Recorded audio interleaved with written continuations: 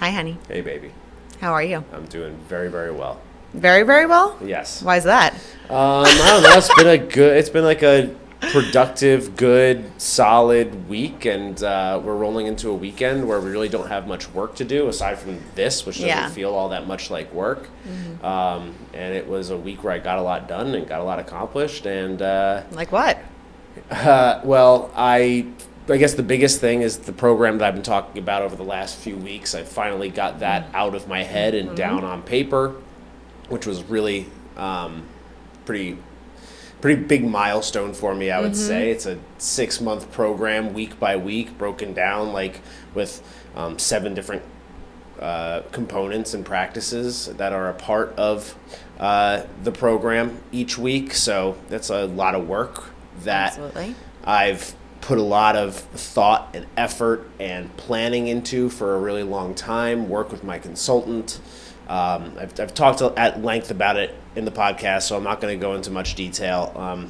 Everything that's led up to this point, but getting it out of my head and down on paper, and kind of pulling all these various sources that I've created up to this point with my book and with my physical fitness programming and some of the other programming I've done, and sort of compiling all of that into my master flagship coaching program is quite an undertaking. And I think that was also one of the things that was leading to a lot of like the stress that I was feeling over the last several weeks, and having that completed is awesome. Then I had my meeting with my consultant yesterday, where we went through that. We went through some marketing language and other projects I've been working on, and she seemed really pleased with it. So that was also a good indicator that everything that I've been working on and was all like worked up about, that it came out within reason in terms of like what she was expecting. It seems like she was very pleased.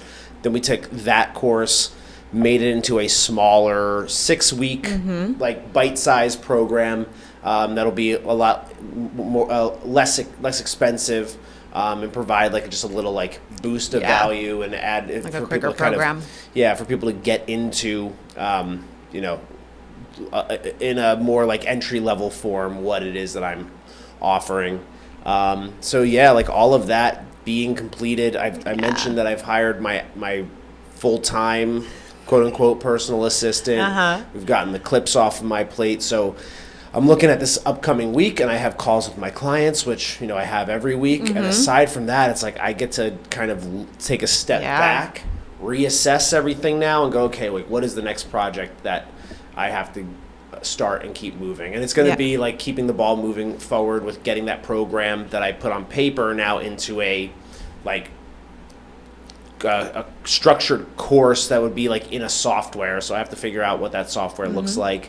A little more fine tuning with the marketing and stuff and language and building out a landing page. But the bulk of the work is done. Like the stuff that requires that requires a lot of like mental, like creative energy and things where I need to like sit down and like focus on it for an extended period of time. That is now, I think, largely complete. So that's why it's been a good week for me personally. And I think the fact that like now that all that thought and everything that was swirling in your head is down on paper, and now you have actionable steps for those things, I think that's a huge relief. Yeah. Because it was like you're getting pulled in all these directions when you had all this information in here that you're like, I just need to get this down so then I can take the next step. And that's where you're at now, which is really nice, because now it's truly like you can physically check things off that to-do list. Yeah. So that's great. Yeah. And I actually, this Thursday, you were with a friend. Oh, gosh, hanging out with a friend, and I had a full day. Honestly, like this week wasn't not busy. It actually was really busy, and Wednesday and Thursday in particular were like the days where I was like, I got to get through these 2 days, and then I'm going to be like, I was thinking I was going to be calm and set, and by the time Thursday evening rolled around, you were gone, and by the time you came home, it was like 8:30, and what were you doing? I was showered. I was in like my like comfy like hangout at home clothes, like my shorts, and I was sideways on the couch watching, I don't even remember what. I think I was watching The Secret. You were watching The Secret, and like a really shitty documentary of it. a really low budget documentary from the book, the series. I guess they made it into a documentary. I've heard about that book for a really long time, and I think it probably is actually going to play into a little bit of what we're talking about today. I never read the book. I never saw the documentary. It's a really low budget documentary, and I can't believe how low budget it was. But there were some things that were resonating with me, and I kind of tuned it out after a while. But that's not the point. Is not that I was watching The Secret. The point was that by 8:30 I was done and lounging on the couch, and I had nothing else to do. And you came home and called me lazy. As a joke. I know. I was like, "Look at you, Mr. Lazy!" Just laying here on the couch. I mean, it was nice to have one evening like that where I got to sit on the couch and just veg out for a couple hours. I needed that time, and that was one way that I know that things have made a turn for the less hectic. Today is pretty hectic, I guess. Yeah, but again, fun things. It's all fun stuff. Yeah, exactly. We're kind of running from one cool thing to another. A really interesting. Now you're getting again into that checking things off the to-do list, but now you get back to being that creative flow state. You were out on your walk yesterday and you were dancing and rapping, you said. You're flowing again. Yeah, you're not bogged down. You could probably, if you took a clip of me on my walk every single day, you could probably tell what headspace I'm in based on my body language during that walk. Cause there's times where my head is down. I'm sure I'm a little bit more slouched, and I'm just focused. I'm full steam ahead, and I'm not really paying attention to anything around me. And that's probably when I'm in bogged down, work mode, because I'm just trying to figure out what's the next thing. I'm working through stuff. And yesterday was the opposite of that, where it was sunny, and I was feeling good, and I had a great workout, and I had some time to kill before we went to Barton Springs and watched the full moon, which was really cool. Yeah. But I had time to kill, and I put on music, and I was I couldn't have been vibing any harder. So it's so funny the way I feel when I'm in one mode versus the other. And then last night when we got to Barton Springs, I was first off, I took a lot of mushrooms, so I was chilling, and I smoked. I was in a very, very good place, so we were just I was just hanging out and had not a care in the world during that time. So I'm definitely, and I know that I'll run up into a wall at some point in the next few months. It'll happen again, but it's this is just the balance that I'm going to deal with for the next however long. I think you'll be able to, because of that past experience, I think you'll be able to recognize it much sooner than you actually starting to cause physical issues. You've said that. I've said that previously. So I think that's true. I'll realize it as it's getting there. And I've already mentioned that cycle has happened a handful of times since the beginning of this year. And it happened to some extent previously, I'm sure, but not to the extent that it happened over the course of the 6 months that I've been working on all this other stuff. So it's been cool to feel all of that release, and I think again having the program finally on paper is really one of the biggest things there. And it's no coincidence that aligns with having a little bit more free time on my calendar too. Of course. So that's my update. Well, good. But I know that we left off in the last episode. You, I guess 2 weeks ago now, had a pretty awesome psychedelic experience. You went to a Psychedelic Psyterhood Retreat. Sleepover. Slumber party. And it was something that we wanted to touch on last week, but we never really got around to. So let's. I'd love to hear a little bit about that experience. Okay. So I was basically presented this sleepover, and it's again a Psychedelic Psyterhood slumber party that was led by someone that I know, and I kept seeing it online, and then finally it was offered to me as hey, as an invitation, come to this, and I was okay, this is it, I need to do it. And the most psilocybin I've ever done is with you, and it's 0.75 throughout the day when we were in Sedona. So it wasn't you probably got all up at to once. About a gram maybe that day, but still, it was over the course of a day. Yeah, over the course of a day, you're hiking, moving. Yeah. So this was going to be 3 to 4 grams, the most I've ever done. And I was by a lot. By a lot. And in one sitting. And then also starting with like a very microdose of MDMA, which I've also never done. So everything came together that I was like, I need to do this. I went to you just to be like, hey, I want to like go to this slumber party. And what was your reaction? I said, yeah, that sounds great. I said, if you want to do it, do it. And Yeah. I said, I would never say don't do it, go to it. But I said two things. Like, if I'm just going to present you with like my two concerns. Yeah. Number one, it's a Saturday night and I didn't want to be away from you on a Saturday night. I like to go out and do stuff with you on Saturdays. So, that was one thing.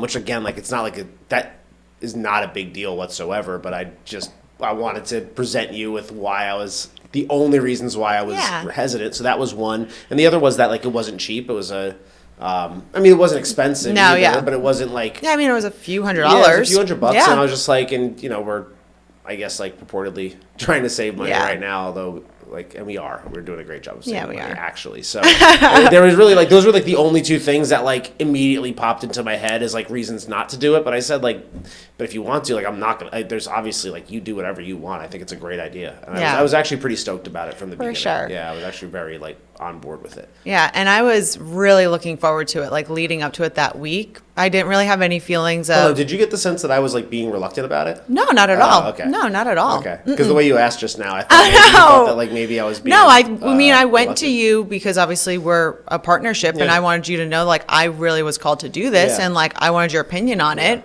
Well, you kind of like asked me if you should, like, and I was like, you do whatever you want. Yeah. I was like, I think it's a great idea. I love the idea of it. I think you'll have a great time, and I'm sure you'll like. There was like a little hesitancy of like maybe something bad comes up, but also it's like, well, if you needed that, then that's exactly what you should be experiencing. Exactly. So that wasn't that much of a concern. Yeah. And I was just like those are the only two things that like have a little hesitancy on is like. I don't want you to be away on a Saturday. That's selfish. And the other thing was just like, it's a few $100, and it's like, if you feel like spending that money, then like, if that's where you want that money to go, then go for it. Yeah. So, okay. I wanted to make sure that you didn't think that I was like at all being... Not at all. I was actually very stoked for you. Yeah, and that's how I felt going into it, like that whole week. And we had like talked about it, of course, and I was like, I don't know if anything bad is going to show up. And like, if it is, I'm here for it. And like, I'm okay with that. I feel like I've been at this point where I'm just like full of love and happiness and gratitude and presence and all just very positive feelings. But I also very much went into this like, well, whatever the universe wants to show me, like if it's something bad, like clearly I need to work through it. Yeah. So that morning we went on a beautiful walk and I had already set my intentions for that day. Yep. And I have been very proud of my growth in the past like year and a half. And finding my love for myself and taking care of my heart and my emotions and being vulnerable has been a huge part of that journey. And I still feel like I was like, okay, like what was my intention going into this? And I had to bring an offering to the altar. And it was this little like throat chakra charm that you got me like... How long ago was that? Maybe, a year and a half ago? Yeah. And it's always like sat on my board and I've always had it there. And we got it from like a gift shop, maybe in Sedona. You got it in Arizona when you went to the thing. A different time I was in Arizona. Yeah, that's right. And so I don't even know like what your reason was for that. It was like just to like get me to. I don't know. I was just like at a gift shop. I was at a thing, like a seminar, I guess, in Arizona, and they have all like those like spiritual like hippie shops out there, and I just saw like this throat chakra. Yeah, I know that was something that you were like working on at the time, so I just like got it for you. I was literally like on my way to the airport. I need to find something for her. Admittedly, and you got me a cute little bookmark. And I got you the mushroom bookmark. I did not put much thought into either of those gifts. But I remember like you just like getting it and being like, I want you to like find your voice, choose your words wisely, and like speak with conviction. And that's always been a struggle for me. When I was younger, my dad gave me a little nickname called Shy Lion, and I was afraid to talk to people, concerned of what people would think if I messed something up when I said it. I never like even wanted to answer the phone in the house. Like I really struggled with like being in front of people and speaking in front of people. Mm-hmm. And so I was like, okay, I'm going into this, opening my throat chakra and finding that lioness that I really do truly like. That's my spirit animal. That's like what I see and what I want to be. So show up to the house. It's beautifully set up. It's 8 females total there. I only knew 2 of them. You gave me your intentions that from your journal, and you read those to me while we were on our walk, and it was like I was like, you wrote this? I was like blown away by how well written it was, how genuinely intentional it was. It was beautifully said, and there were some things that you had said in there that like really resonated with me, and like honestly things that like I hadn't even really thought about or considered, and I think I like shed a tear or two. You did. Yeah. You did, for sure. I wasn't like bawling or anything. But you're like that. That's it. That's exactly right. That's exactly right. And I definitely like cried like a little bit. Yeah. And I was like, okay. Well, I was like, and then honestly, when you read that to me, I was like, if you are thinking that clearly and you have that much like beauty and love flowing through you, then I'm like, you can't have a bad experience. Like there's no way you're going to have a bad experience on the mushrooms, because like if your mind is in that kind of space, exactly, it's not going to like flip a switch like that, like when you start taking mushrooms. So, and I could tell how like honest it was. It wasn't like a forced thing that you'd written. It was like very, very, very genuine. It came from my heart. Yeah. And so I put it to paper and was able to speak it. And so I went to the woman's house again, 8 females. 2 that I actually knew. So kind of going into this situation with strangers can be unnerving, but I was like in such a happy, loving space that I was like a little kid. I was like smiling and loving, and I can like now I'm like smiling about it anytime I talk about it. And you have this whole like entrance, like the ceremony in the beginning. Then you take the medicine, you do like a little bit of a meditation. At this point, it's 3 grams. And so like the mushroom's like this big, like sitting in this cup. And I was like, oh my gosh, okay. So take it along with the MDMA and 20, 30 minutes. Just a little bit of MDMA. Yeah, like microdose, which was my first time also. So doing about a 30-minute like light meditation, breath work, eyes are closed. And like all of a sudden I hear and feel like, we're here, kind of thing. And it's like, all right, my eyes were closed, the shapes, the colors, everything I was seeing was just beautiful. Like I felt like I was seeing the universe. And I know that sounds, but that's like what it is. I know. So I hear people start to stir, and I like open my eyes and I see outside. So instantly I was drawn to go be out in nature, and I walked outside. And the sun, it was a beautiful Saturday. And she had spaces set up all in the house. Like this whole backyard space was pillows and blankets, hammocks. She had spaces upstairs that you could do like some solo work if you wanted to. And I go outside and I'm laying there, and the sun just feels like it's in me and through me and around me. The trees were bright green. The grass was pulsing. I could see like the clouds, just all the little gas bubbles like within the clouds. Like it was beautiful. And I was like, wow, like I am exactly where I'm supposed to be. Like this is it. And then some of the girls came outside and we just sat and talked about love and relationships and spirituality. And at one point, this is probably like an hour and a half in or hour in, and this girl comes outside and she's, upset, crying, and she's like, oh my gosh, I need to ground. And she had done like the one-on-one sound energy or sound bath and energy healing. And I saw that and I was like, I want to go do that. Like something was drawn to me, like, okay, what's going to come out? And so I went up to the room and put a blindfold on. So at this point, I'm just laying there, have the blindfold on. The facilitator's doing some sound bath work and energy healing. And again, it was just beautiful. I just saw bright colors and shapes and designs. And at one point, I just asked the universe, I said, okay, like, I'm here. Like, where's the lioness? And I look up, and off to the left, I'm in this, like, the high grass. I'm in the safari. And there's this lioness off to the left. And I was like, that's not her. You have a blindfold on, you said? Yeah, I'm completely, yeah. But so, yeah, this is all my visual I'm seeing. And I see that lioness off to the left. and I'm like, that's not her. Like, I knew. I was like, that's not her. It's okay. And I'm like, all right, well, I guess. And I like kind of like, I remember like being like looking around, and I was like, all right, universe, like, I guess I'm not ready for you to show me like the lioness I'm looking for, and that's okay. Whenever I'm ready, like, you show me her and I'll be fine. And it was like all of a sudden I was floating, and I like looked down, and it's like my paws, my beautiful paws are walking through the high grass. And I was like, oh my God. I was like, okay, universe, like, I'm the lioness. And I could like cry, like, thinking about it. And I was like, oh, like, it's me. And so I don't know why I'm kind of emotional about it. It's beautiful. Yeah. So like, it was just like, that's what I needed. And instantly, like, my breath got stronger, more release through my throat. And I felt like unstoppable almost at that moment. And then, You are. I know. And then off to the this is like where, like, again, I'm powerful. I have my people there with me that always come to me in my meditation and my breath work. And I'm standing there and off to like. Are you going to tell us who those people are? Yeah. In a little bit. So like off in the deepest, darkest part of this universe that I'm seeing, I see something and I know exactly what it is.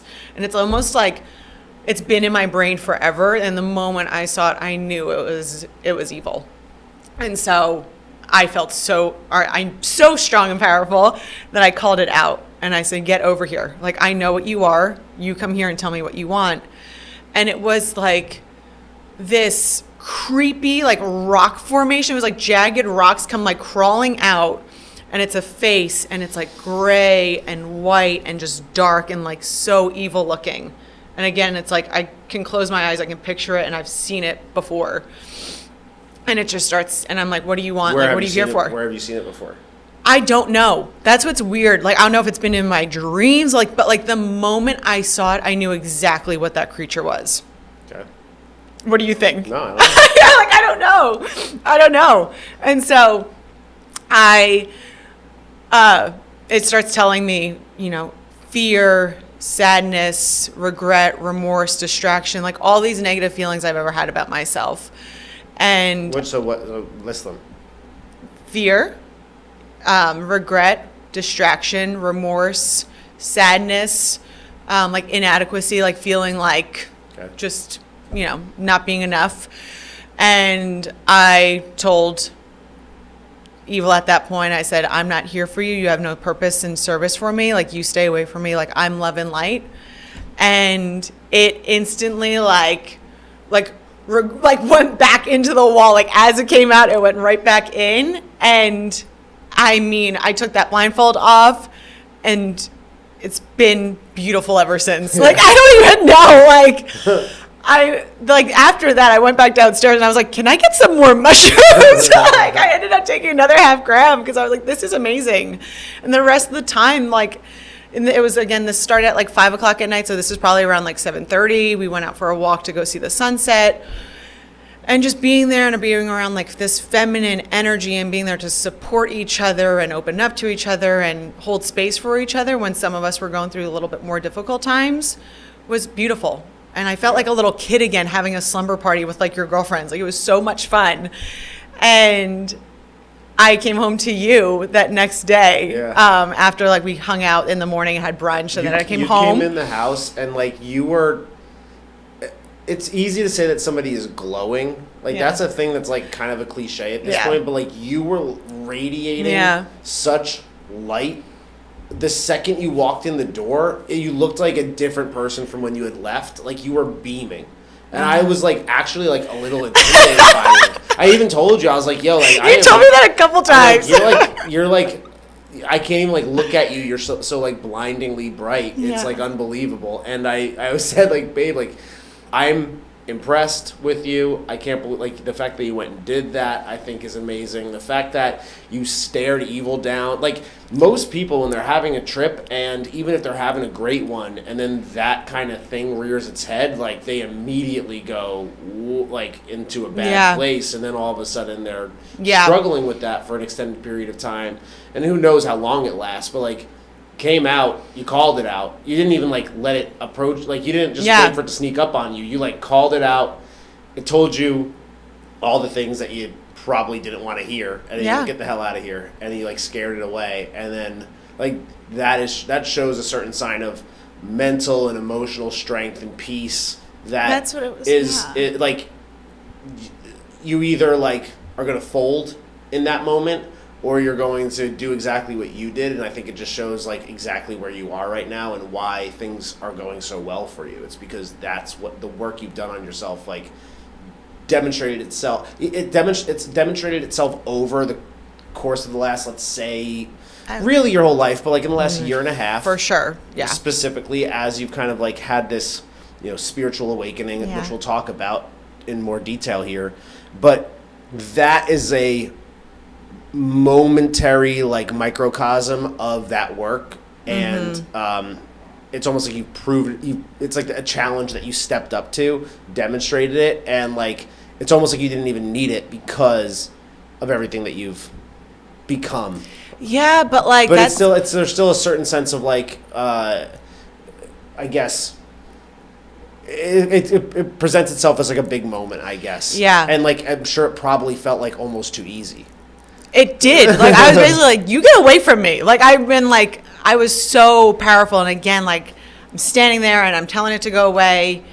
And then any time in the past, if I've had moments of fear, I had moments of like any evil coming into my life, distraction, anything like that, I would be like, okay, let me pull myself out of this. Let me go. And like, what would I do? What do I need to do? Who do I want to be in this decision? And since that, and I think because with the psilocybin and like changing the neural pathways and rewiring that, any time in the past 2 weeks that there has been even a glimmer of fear, evil, distraction, my meditation, like nothing can like enter into my thought like during my meditation. It instantly is like getting shot away. It's amazing. Like I don't even have any other, like I don't even know what to say. Yeah. It's magical. And it was such a beautiful spiritual experience that everyone should do it if they want to. If they're ready for it. Because not everyone there had the same experience. As soon as you came home, you didn't even have to tell me what happened. And that's the other thing is while you were there, we weren't like communicating. Yeah, I had to be like completely detached from my phone and stuff. So we didn't like actually talk at all until you came home. Yeah. And immediately I was like, whoa, like you look amazing. Like you look like pure energy. Yeah. Then we went on a walk and you were like, again, beaming.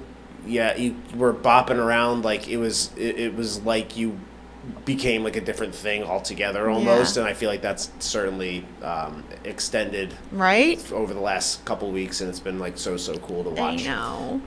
And I now I need to go and do like a super crazy heroic dose. Yeah. Which I guess maybe we will in the next few weeks. Because we're gonna go to Marfa in a few weeks for a short weekend, and just go out into the desert, and I'm gonna do a pretty large dose, I think. This was your idea. It was my idea. Like after the past couple of weeks, I was like, we need to do some solo time. Yeah, like, I can't wait. Let's go to the desert. Yeah. So that'll be fun. Yeah. It'll be part of your journey. Yeah. I'm really not like at all nervous about it. I think it's gonna be great. For sure. It's gonna be a moment for us to like fully detach, and I'll have evil show up and I'll call it out and then I'll punch her right in the nose. Don't have to get physical. No, just use your words. I'm not going to. Use your heart. But it honestly, like I'm blown away by it. I just think you're crushing it on so many levels, and like the fact that you had the experience, the fact that you went there, the fact that you had the opportunity, the fact that you went, the fact that you had fun and you got something out of the actual like psychedelic trip itself, and that you've integrated it, and that it's like continued over the whole thing is awesome. So yeah, that's beautiful. Awesome work, Bobo. But on the topic of spirituality, yes, I think we have discussed our fitness journey, our relationship journey, our careers, all of that. But spirituality has become a very important piece to us. you were longer on your spiritual journey than I was. But I say, let's discuss that. Okay. Yeah. So let's start with religion. Okay. Because we all probably were connected to religion at some point. What was your relationship with religion when you were younger? All right. So, again, from New Jersey, Italian family. So I grew up Roman Catholic. And it's kind of like, I think The Sopranos I love The Sopranos, and it's so relevant in so many ways to like growing up in an Italian family in New Jersey, whether you're in the mafia or not, which my family was not, but sadly, unfortunately, it's like you don't have any that's a sense of pride when you got like some connection. Well, I'm sure there's some connection, but like not my immediate family at the very least. And but like it's always funny, like in that show where they are kind of adamant about going to church, and they're and like especially like Carmela is so involved in the church, but at the end of the day it's like nobody's really like truly abiding by any of the rules. And it's not like, again, my family wasn't in the mafia, so it's not like they were doing anything that was like that blasphemous, I guess you could say. But I always felt, even growing up, I never felt like a really strong connection to the church.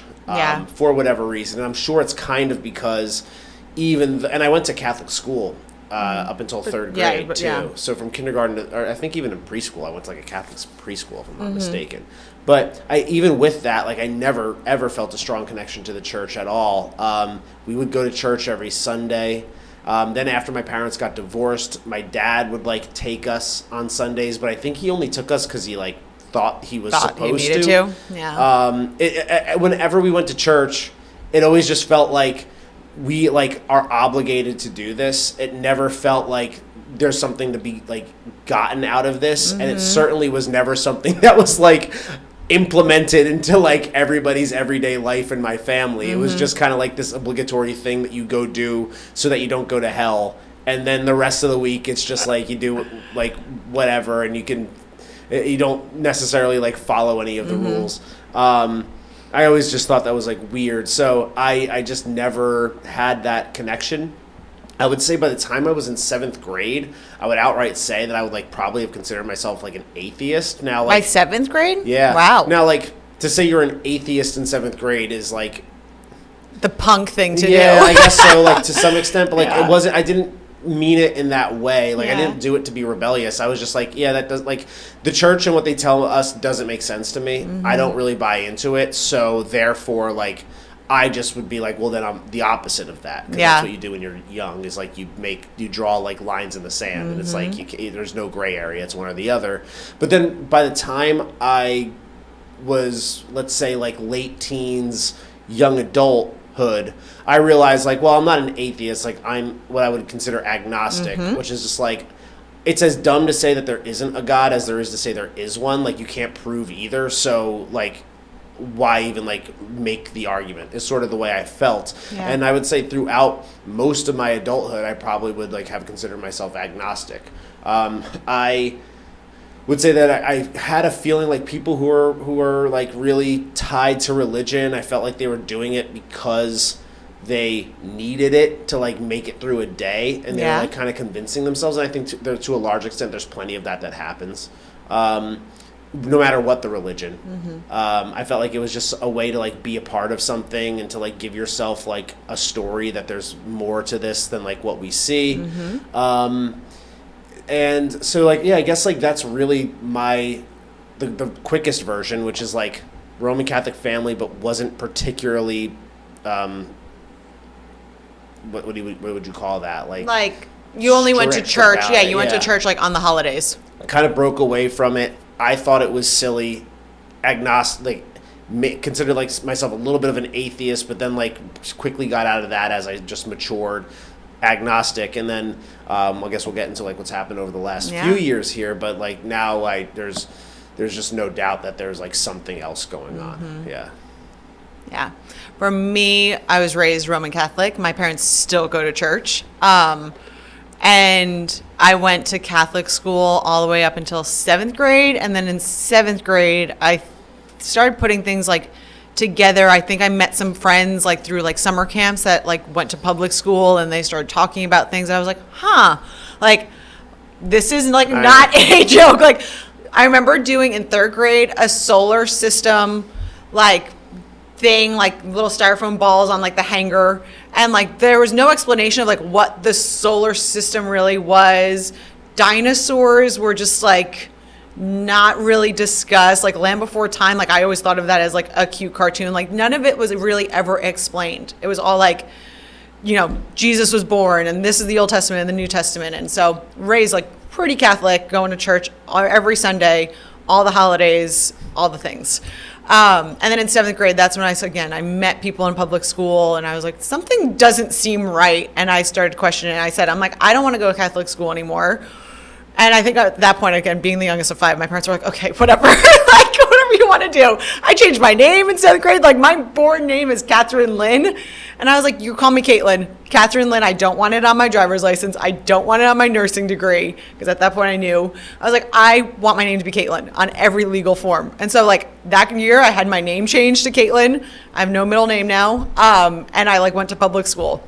Again, my parents were just like, whatever. She wants to do whatever she wants to do. Of 5, so yeah. They didn't care. They're like, just go. You got this. And I guess I would go to church here and there with my parents, probably more as just like a respect thing, especially holidays.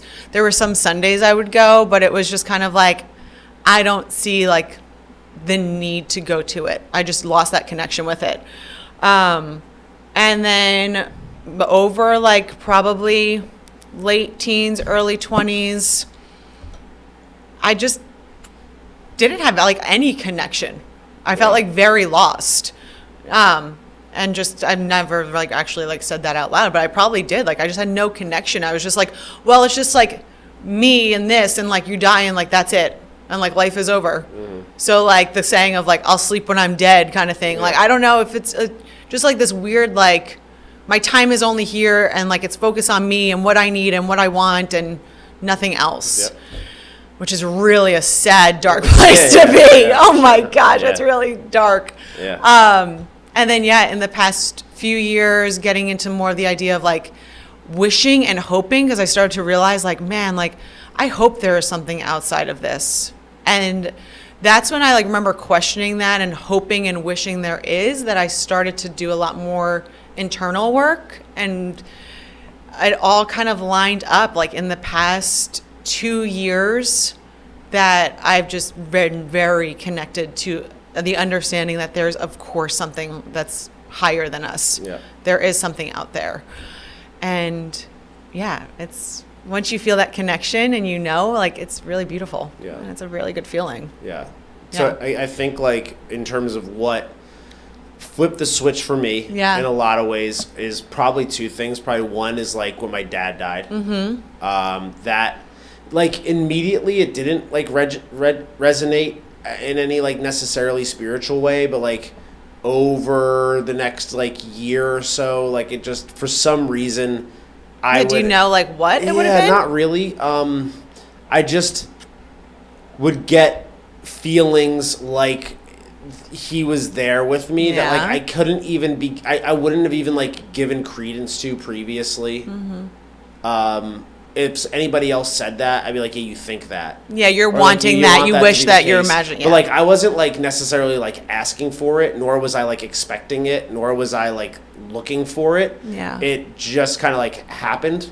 So that was like interesting. And then I've talked about like how I pretty much like started smoking weed and doing mushrooms around that time too, and that clearly had a pretty major impact. I think one of the biggest things, and the way like I could describe it as succinctly as possible, as I've mentioned before, like when I started smoking weed in particular, I started to like think about, and I'll also put this COVID as well plays a massive impact in this. And this is all the same time your father died, like within a year. Like, time frame. I've said already that like smoking weed already, especially around the time of COVID, I just realized like how many rules in society are like bogus and they shouldn't be there, and they're just designed to kind of control you. I've talked about the Kanye West like coffee tables where, if I'll just repeat it really quick, if you're when you're 2 years old, you're told not to jump on the coffee table. And now by the time you're 30 years old, the entire world is made up of coffee tables, and that's how like you stay in line. But I realized like around the time of COVID and realizing like how one person's perspective on something can be completely different from somebody else's perspective on something, and that there's all these like controlling, manipulative forces out there that are like keeping everybody in line. It helped me like really remove all those coffee tables. And that was like kind of the first layer. And as time has continued to go on, it's become increasingly apparent to me through, again, like just like inherent feelings that I would have dismissed previously, but then once you like dig into the feeling and then you like almost pressure test the feeling and what your intuition tells you against like reality, which would tell you to do something else. And then you get the outcome that like you would have never, like the positive outcome you would have never expected, or that like you would have been almost like not expecting. That made me realize like, okay, everything that we're seeing and all the things that like we perceive, that's designed to literally just like, the only reason we could perceive all of this stuff is because we are a three-dimensional like being, and we have to perceive this stuff, color, light, touching things, to keep us alive, because our goal of our physical form is to keep us alive. So all this physical stuff that we're seeing, all this matter, all this material, is our like virtual reality headset of the universe, and we are interacting with it only because like we need to be able to see and feel and touch these things and interact with it to make our like matter continue in perpetuity. But there's so much more happening here, and there's all these other levels and dimensions of reality and of the universe that we can't see and we can't touch and we can't measure and we can't make sense of. So like it started with just like societal rules, and now we're like getting, as time has gone on, I've broken it down to like, no, nothing that we see or feel is like necessarily like real in the sense that we take it. In fact, there's so much more happening here that we can't see. But if we could tune out what society says, what your friends and family tell you, what maybe organized religion tells you, what your eyes see, or even what your thoughts are putting inside of you, because like your thoughts are like your past experiences, and like therefore like change how you're going to do something and give you that fear.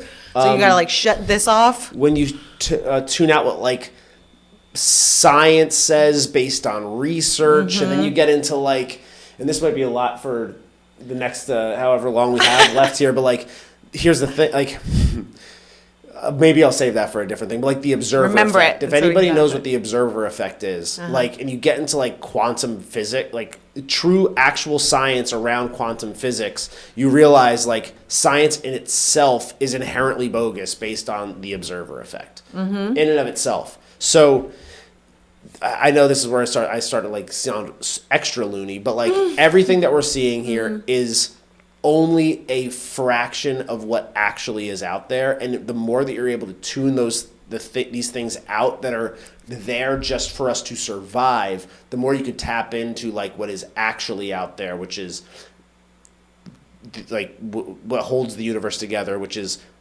energy. Everything is energy, love, source, God, whatever you want to refer to it. That when you strip all that stuff away, I was left with whatever is at the core of that all. And that is something that I feel inside of me. And again, if somebody had told me that 5 years ago, I would have gone, well, yeah, like you're looking for something to feel. You want to feel that way. It makes you feel more safe, more comfortable. Like, you know, you're bigger than you actually are, which is why you want to feel those things. But it's like, I wasn't looking to feel those things. I didn't expect to feel these things.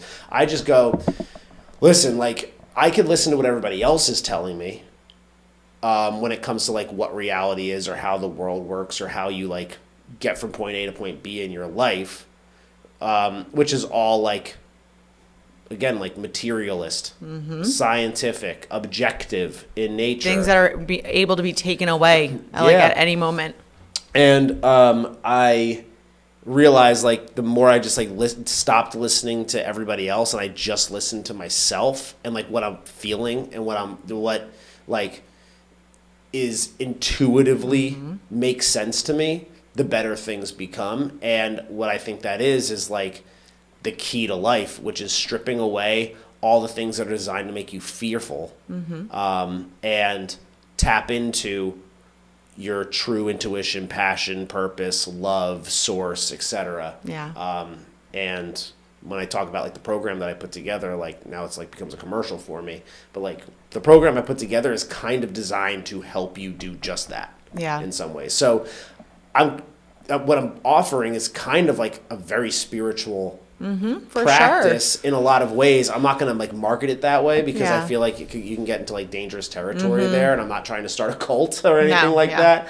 But like, it really is ultimately like a way of like stripping out what you're hearing and the fears that are manipulating your decisions every moment of the day, and tune into like what you know is right and what you actually like want for yourself. So yeah, like that's really, I guess, the biggest change that I've gone through.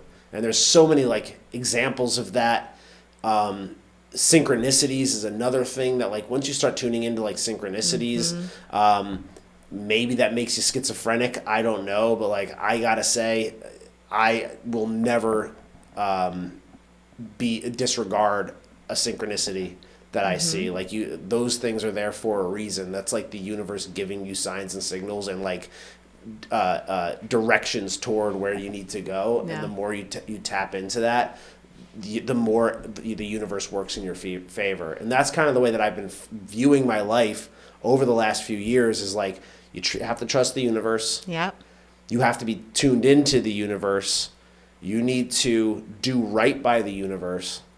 And then if you're doing all those things, then like the universe will do right by you. And I have zero reason at this point to believe otherwise. Yeah. So would you say then that's your connection to the universe? Is what? Just the relationship you have with it is everything you're doing right by the universe, so therefore it's going to give you it back. And by doing right, you're saying like leading with love, leading with your intuition, leading what's in here. Yeah. So is what's I go through like a mantra on a daily basis, a few times a day, basically.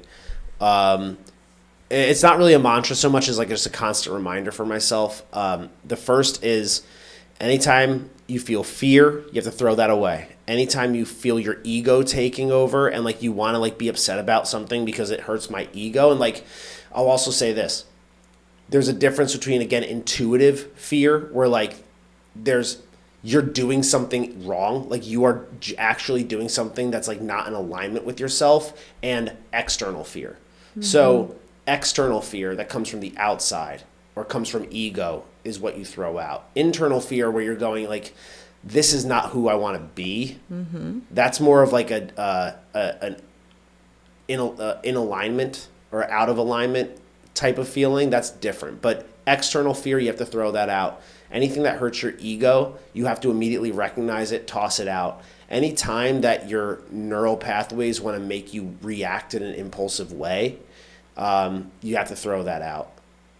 So that's part of the mantra. That's the first part. The second part of my mantra is to lead with presence every moment of the day, to lead with love throughout every moment of the day, as opposed to like anything that could be taken like not as love. And like love is truth as well. So just because something maybe comes across as mean or like direct doesn't mean that it's not love. So like that's another thing, is like love is truth. So if it's truthful to you, then it is coming from love. And then the final part is its presence, love, and action. So which is like when you feel like it's time to take action, you have to do it. Don't be indecisive. Make the decision and go about it. So those are like, I remind myself of that 3 times a day, every day, morning, afternoon, and night. And that is the way that I'm interacting with the universe on a regular basis to make sure that I'm living by like those principles. Yeah. And to also make then your relationship, I'm guessing, stronger with the universe, because it's your constant reminder and your connection and like bringing it back to like, what am I here for? Yeah. And who am I meant to be? What am I supposed to do? And I've boiled that down quite a bit over like an extended period of time. So I didn't start with that as my mantra. I started with just like basically like, don't be a dick. Like, you know what I mean? Like it started as like basics. Yeah, like started as like, don't be a dick, and like think about like your actions basically. Like really? I mean, I don't even remember exactly, but it was like something more along those lines. Very simple. And now like I've boiled it down to like the very, I'm sure there's probably even further to go, but like that's boiling it down a little bit more to like the true essence of it, which is like, don't be fearful or egotistical. That's where your impulsive reactions is going to come from.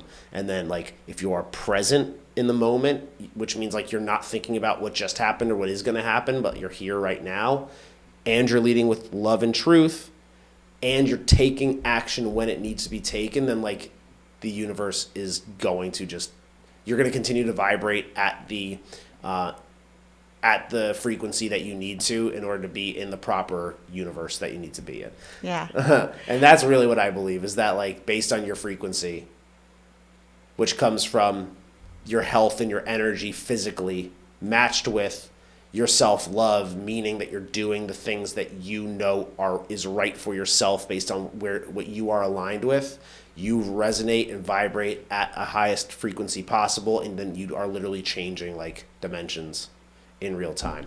That's, again, I know that I'm going to come across like a true schizophrenic during this episode, I mean that's kind of what we're talking about because here. I think the very important piece of this is like you separate out that like when you're saying you, or this, like it's not like your physical form. You're talking about like your soul. Yeah. And like the journey Yeah. of that soul and like the growth of it.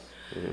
So like you're talking about different like dimensions, all these different spaces. Do you believe in something like a heaven or hell? Yeah, I know that there is something like a heaven and a hell. I don't exactly know what that looks like. Yeah. Of course I don't. But what's your opinion on like what it would be? I believe that like all these religions. So first off, I would never consider myself to be religious. Oh yeah, no. Because religion is organized religion, and then you're answering to people. You're not answering to like a true higher power. And those religions are all designed to like, again, keep you in order, make you a part of their like group, take your money, take power from you, and it puts it into the institution. So I'm not religious, but like all these religions at their core were probably founded, I would guess, for the most part, like with the right intention. Mm-hmm. But of course, like they turn into organizations and they're run by people and then they get corrupted. But like you look at a lot of the religions and a lot of them like have similar principles and kind of tell you the same basic rules. They just do them in very different ways with different characters and different stories, etc. You have different forms of Jesus. You have different, like the book I'm reading right now, Conversations with God, it talks about these different masters and like all these different religions. And this book discusses like the fact that like religion and the idea of like good and evil and heaven and hell is completely man-made. Yeah. Like God essentially in this book, God says, like, I am love. That's all there is. Yeah. But humans, and like, you needed the comparison. Mm-hmm. You made the decisions. Like, all there was is. Yeah. And like, that's all it was. So, I mean, to answer if there's a heaven and a hell, like, I guess I have to kind of give what my general understanding is of like how the universe works. And I'm not saying this is right. I'm just saying this is like what I've come to believe at this point based on my personal experience. There's a big organizing structure that like seems to be working together. Like obviously, like there's no doubt that we are all connected, that we are all energy, and that everything is one. And like literally, like everything is like one thing, which is like again mind blowing to think about. And it's hard to even wrap your mind around because like we're not really built to truly understand it, I guess. So we are all one thing. That is for sure. We are all each like our own individual thing at the same time. And I believe that our consciousness is both ourself and the universe as at once. Mm-hmm. And I think our consciousness is inherently connected to whatever else is happening here. I also think that in some ways, like reality is being split between like energy and matter to some extent. Mm-hmm. And I think that there are forces like love, which are pulling things into higher dimensions and higher frequencies, which is energy. And I think there's forces like fear, which are bringing things further down into a more material, lower dimensional form. And I think that everything hinges on the idea of love versus fear. Yeah. And the more that you are acting with love for yourself and for others, the higher you're vibrating. The more you're acting out of fear, the more the lower you're vibrating, the more you're becoming like a material, lower dimensional being. I think that heaven is when you are vibrating at a higher frequency, and I think hell is when you're vibrating at a lower frequency. I also think that, like, again, as I already mentioned, the higher you're vibrating, you're literally shifting dimensions with your frequency in real time, like, and getting like closer. You would say, like, so someone in like the spiritual world, because you're talking about dimensions again, like back to the spiritual aspect is like when you're going to those higher levels, you're getting closer to source, you're getting closer to the universe or to God, whatever you want to call it. Yeah, or just like to truth, or just like you're stripping away like those things that are like keeping you locked down in these lower vibrating frequencies. You're able to accomplish more, you're able to have more happiness day to day. Like, no matter what, like, if you are living in a way where you're happy with yourself and you're like loving yourself and and every moment of your day, regardless of what you have or what you can show for it or what other people think, you are vibrating at a higher frequency and you are vibrating like closer to heaven. If you could have all the money and power and fame in the world, but if you're operating out of fear and you're operating based on like what other people want you to do, and you don't have that self-love, like, you could have all the material possessions in the world, but like be living in a hell that you've basically created exactly yourself. So like, you create that existence. I also tend to believe that there's 12 dimensions in the universe. We can see 3 of them, and then like the 4th one seems to be something that like maybe is like time focused, or there's a 4th one that like we kind of are able to perceive to some extent, but most people are really only perceiving like the 3 dimensions. And then there's a lot out there that seems to indicate, especially Journey of the Souls, that human beings have attained. Great book. And if anyone's there's some like that book is beautiful. And like and it's not just that book. There's a lot of various sources that tend to indicate that there's humans have achieved up to 6 dimensions of their journey of consciousness, I guess, meaning you can perceive and manipulate within 6 dimensions, and that's like, it's based on like the power of your soul, I guess, if you want to call it that, and the power of your spirit and the ways in which you're vibrating and the ways that you've broken free of those fear-based mindsets which drag you down to the lower dimensions. And like my way that I'm living my life, and another thing that like I tell myself every day, is that I am a 5th dimensional creature that in this life is going to become a 6th dimensional creature. Is that true? I don't know. I believe that it is. You can disagree, and you could think that that's like crazy or weird, or that like I'm calling myself like a god or something like that. But the reality is, like, my goal is just to live like that every single day. My goal is to live like I am moving from the 5th dimension into the 6th dimension in this lifetime. And then once I die, my soul is going to move on, and I'm going to be able to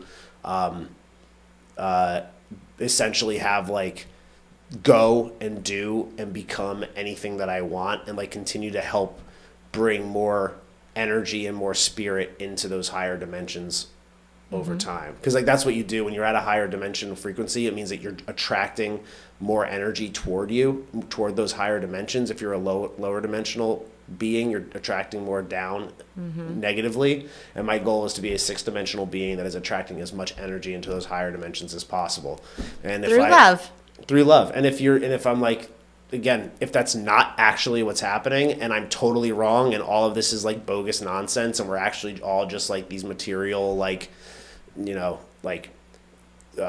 complex, like worm beings, like, essentially, and there's none of that, well, like, at least I lived that way. Right? Yeah. And that's what, like, That's the way I look at it. So this book, again, Conversations with God, there's this quote in here, and like it just all goes back to the idea of love. And it says, love is the ultimate reality. It is the only, the all. The feeling of love is your experience of God. Yep. And exactly what we were saying. And like, that's how I feel my connection with the spiritual world is I feel that love inside of me, and I want to like give it to others and have others find that love inside of them.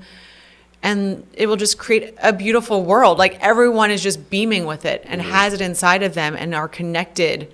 And it's not putting like shedding the ego, shedding the exterior, and finding like their purpose and their passion and who they are supposed to be. Yep. It's just beautiful. And the more you can help people love themselves, then like the more you are like, vibrating at the higher frequency. And like I said, you are actually attracting people into those higher frequencies.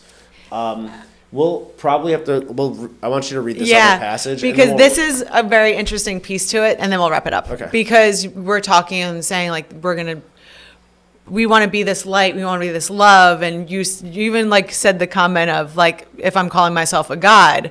And this, I just had read this bit a little, like a couple days ago, and I like, it really dawned on me. I was like, wow, like, yeah, like people would judge us for that. And it's, I understand that. I understand that. But this book, and I want to read this piece. Well, let me just say, like, I hope, like, I could talk about this I know. We could, I mean, it's not forever, the end of it. And I'm cramming, like, an immense amount of, like, my own, like... We have to talk about Bashar. Nobody knows. Yeah, we haven't talked about Bashar yet.